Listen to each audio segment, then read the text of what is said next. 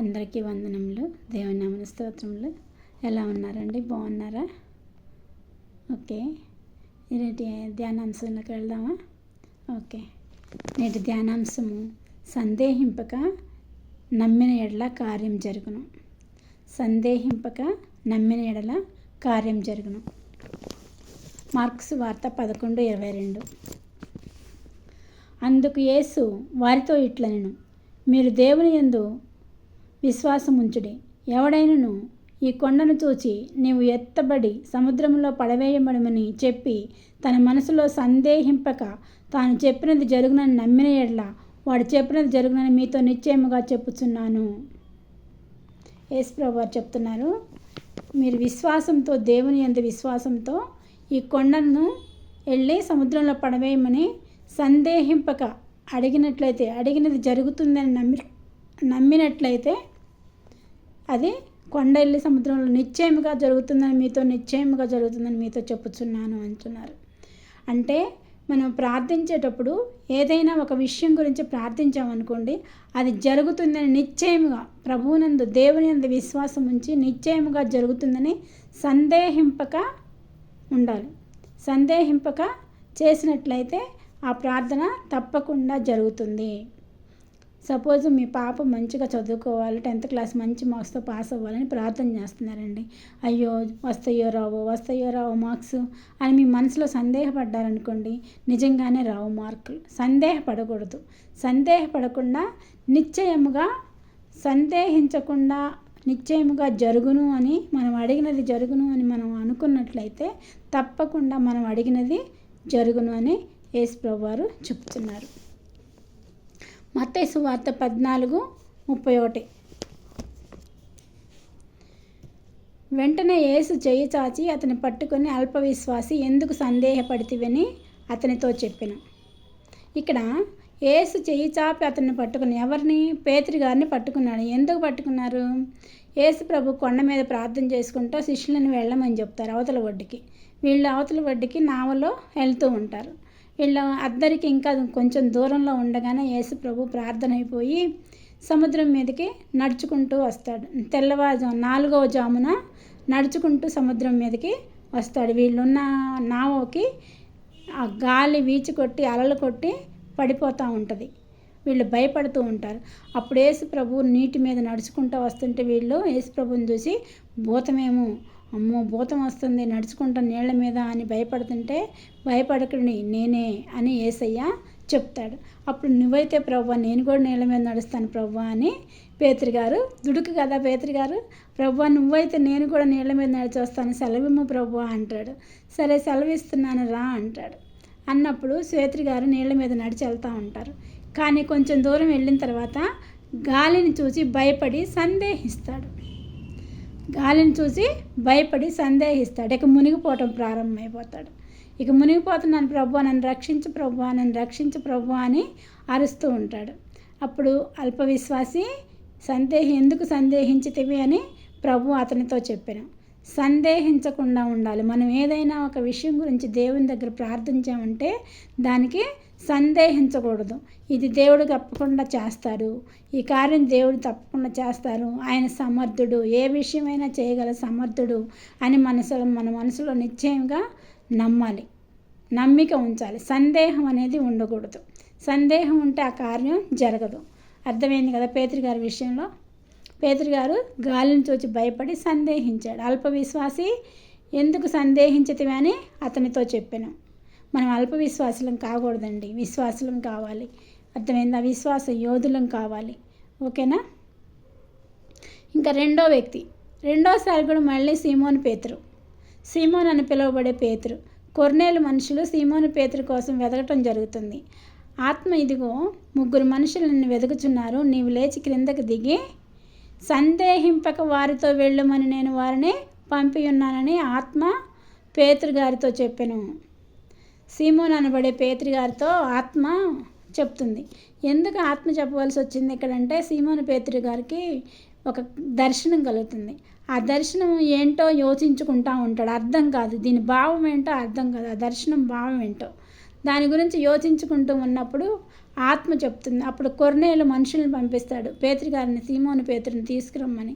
3 మనుషులు వస్తున్నారు నీ కోసం, నువ్వు సందేహింపక వాళ్ళతో వెళ్ళు అని ఆత్మ చెప్తుంది. సందేహించితే మనకేమీ జరగదు, సందేహింపక వెళ్ళు అని ఆత్మ చెప్తుంది.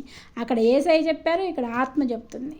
ఏమని? సందేహింపక వెళ్ళమని. మనం అడిగే విషయం ఏదైనా సరే సందేహం లేకుండా నమ్మాలి. యేసయ్య ఇస్తాడు, నేను ఇది అడిగాను, ఇది ఇస్తాడు, అంతే. ఇంకా దాని గురించి వెనక్కి తిరిగే పని లేదు, వెనక్కి తిరిగే ప్రసక్తే లేదు. మన యేసయ్య అడిగిన వాటన్నిటినీ ఊహించే వాటికంటే అత్యధికమైన మేళ్ళు చేసే యేసయ్య మన యేసయ్య. కాబట్టి మనము సందేహించకుండా ఉండాలండి. సందేహపడినట్లయితే విశ్వాసంలో మనం వెనక్కబడిపోతామండి. ఓకేనా? తర్వాత అవిశ్వాసం వలన దేవుని వాగ్దానం గురించి సందేహింపక అబ్రహాము దేవుని మహింపరచెను. ఆయన వాగ్దానం చేసిన దాన్ని నెరవేర్చ సముద్రం రూఢిగా విశ్వసించి విశ్వాసం వలన బలము నొందెను. అబ్రహాం గారు అవిశ్వాసం లేకుండా విశ్వాసం ద్వారా దేవుని వాగ్దానం గురించి అబ్రహాం గారు సందేహింపకుండా దేవుని వాగ్దానం గురించి నమ్మారండి, విశ్వసించారు. ఏమని విశ్వసించారు? 100 సంవత్సరాల టైంలో దేవదూతలు వచ్చి మీకు వచ్చే సంవత్సరం ఈ రోజుకల్లా బాబు పుడతాడు నీకు అని చెప్పినప్పుడు, అప్పుడు ఈయనకి 100 సంవత్సరాలు, సారా గారికి 90 సంవత్సరాలు. ఈ వయసులో మాకు పిల్లలు పుడతారా అని సారా నవ్వుతుంది. కానీ అబ్రహాము ఆ విధంగా నవ్వడండి. అబ్రహాము విశ్వాసంతో ఉన్నాడు. దేవుడు చేశాడని అన్నాడంటే వాగ్దానంని నెరవేర్చ సమర్థుడు ఆయన. నేను సందేహింపక విశ్వాసంతో ఆయన నెరవేర్చ సముద్రాన్ని ఆయన మహింపరిచాడు అబ్రహాం గారు. మనం కూడా అబ్రహాం గారిలాగా సందేహింపకుండా ఆయన వాగ్దానం చేశాడంటే నెరవేర్చే దేవుడు, మనం అడిగిన దాన్ని ఇచ్చే దేవుడు. నేనేమన్నాడు? మీరు అడుగుడి నేను ఇచ్చేదని అన్నాడు, తట్టుడి తీడి వెదకుడి దొరుకుడు అన్నాడు.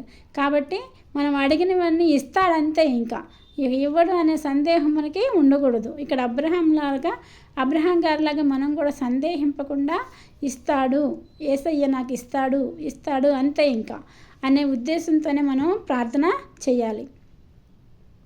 అవిశ్వాసం వలన దేవుని వాగ్దానం గురించి సందేహింపక అవిశ్వాసులు సందేహిస్తారండి. అబ్రహాము దేవుని మహిమపరచెను. ఆయన వాగ్దానం చేసిన దాన్ని నెరవేర్చ సమర్థుడని రూఢిగా విశ్వసించి విశ్వాసం వలన బలం పొంది విశ్వాసులకు తండ్రిగా పేరు పొందాడండి. ఆయన విశ్వాసం వలన బలం పొంది విశ్వాసులకు తండ్రిగా పేరు పొందాడు.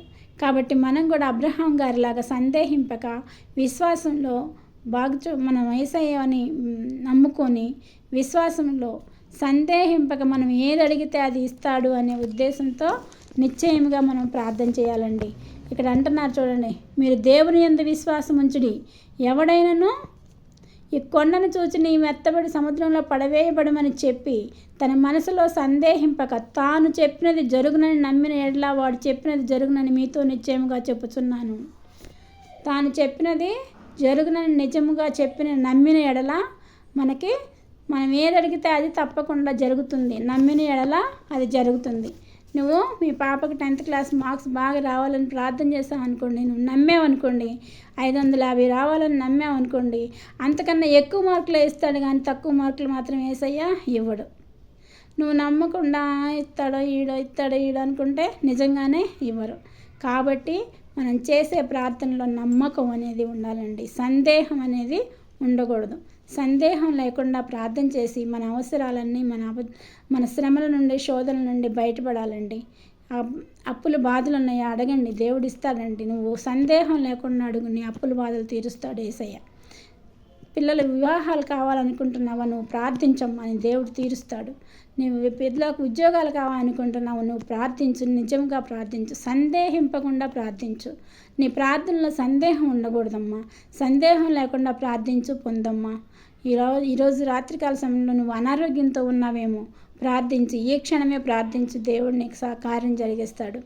నీ అనారోగ్య కారణం ఉన్నా ఏమన్నా సరే, అనారోగ్యం కానీ, అప్పుల బాధలు కానీ, వివాహాలు కానీ, ఉద్యోగాలు కానీ, మనకి ఏమి కావాలో అవి నిజంగా సందేహం లేకుండా నమ్మకం ఉంచినట్లయితే తప్పకుండా మన జీవితంలో జరిగి తీరుతుందమ్మా. అందుకని యేసయ్యని అడిగి తెలుసుకోమని ఈ చిన్న వాక్యంని ముగిస్తున్నాను. చిన్న ప్రార్థన చేసుకుందాం.